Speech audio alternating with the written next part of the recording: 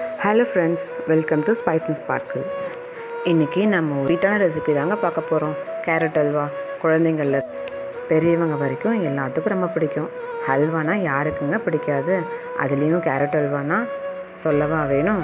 ரொம்ப ஹெல்த்தியும் கூட. அதை பற்றி தான் இன்றைக்கி நம்ம பார்க்க போகிறோம். அதுக்கு நான் ஒரு கடாயில் 3 டேபிள் ஸ்பூன் நெய் எடுத்திருக்கேன். நெய் சூடானதும் ஒரு 10லேருந்து 15 முந்திரி பருப்பு போல் நல்லா குட்டி குட்டியாக உடச்சி அதில் போட்டுப்போம். முந்திரி பருப்பு நல்லா செவக்க வறுத்துப்போம். நல்லா செவந்ததுக்கப்புறம் அதில் கொஞ்சம் முந்திரி பருப்பை நான் கடைசியில் கார்னிஷிங்க்கு வச்சுப்போம். அப்புறம் பொடி பொடியாக நறுக்கின பாதாம் பருப்பையும் இதில் சேர்த்து அது நல்லா செவந்ததுக்கப்புறம் ஒரு 1/2 கிலோ கேரட்டை தோல் சீவி துருவி எடுத்து வச்சுருக்கேன். அதையும் இதில் சேர்த்துப்போம். கேரட்டை பாருங்கள், எவ்வளோ சன்னமாக துருவி வச்சுருக்கேன். அதாவது சின்ன பல்ல துருவினா தான் நல்லா சன்னமாக இருக்கும், சீக்கிரமும் வேகும். பெரிய இதில் நம்ம சீவிட்டோன்னா சீக்கிரம் வேகாது, ரொம்ப டைம் எடுத்துக்கும். அப்புறம் அந்த நெய்யிலேயே கேரட்டை ஒரு 10 நிமிஷம் போல் நல்லா வணக்கிக்கணும். கேரட் நல்லா வணங்கினதும் ஒரு கப்பு பால் சேர்த்து நல்லா வேக விடுங்க. 1லேருந்து ஒரு 1.5 கப்பு வரைக்கும் நம்ம சேர்த்துக்கலாம். நான் இன்றைக்கி 1.5 கப்பு பால் அதுக்கு எடுத்திருக்கேன்.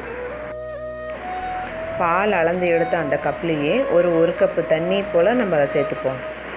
சேர்த்துட்டு அதுக்கப்புறம் நல்லா அதை கிளறி விடுவோம்.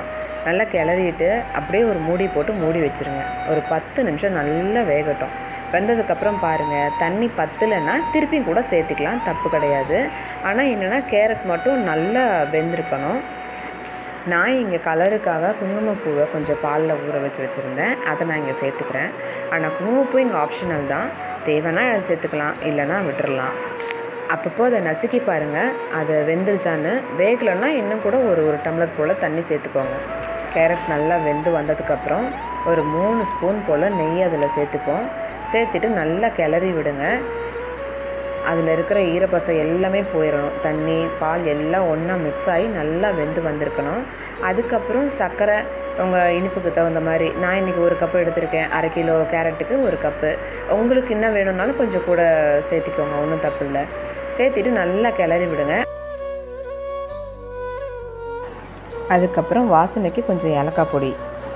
அதுக்கப்புறம் நம்ம ஊற்றுற நெய்யெல்லாம் நல்லா பிரிஞ்சு வர ஆரம்பித்ததுக்கப்புறம் ஒரு சிட்டிகை உப்பு. அதுக்கப்புறம் கொஞ்சம் எலுமிச்சை சாறு. எதுக்காகனா அப்போ தான் அது கட்டி கட்டாமல் இருக்கும். ஏன்னா சர்க்கரைலாம் போட்டிருக்கோம் இல்லையா, நேராக அது அப்படியே கெட்டியாகி இறுகிரும். அதனால் கொஞ்சம் ஒரு 2-3 ஸ்பூன் 2-3 ஸ்பூன் தேவை இருக்காது, 1 அல்லது 2 ஸ்பூன் எலுமிச்சை சாறு மட்டும் சேர்த்திக்கோங்க. அதுக்கப்புறம் மேலே போடுறது நட்ஸ் எல்லாம் நம்ம சாய்ஸ்க்கு.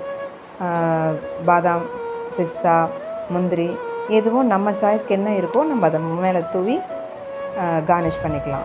அவ்வளோதாங்க, நம்ம கேரட் அல்வா ரெடி ஆயிடுச்சு. பார்க்கவே எப்படி இருக்குது பாருங்கள், சாப்பிட்ணுன்னு தோணுதில்லை?